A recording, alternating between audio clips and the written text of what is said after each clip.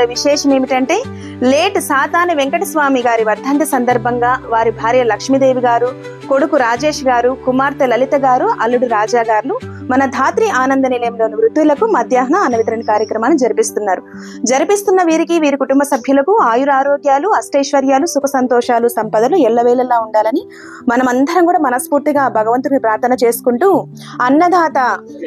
అన్నదాత శతమానం భవతి శతాయుష్మాన్ భవ శతమానం భవతి శతాయుష్మాన్ భవ అన్నదాత సుఖీ భవ.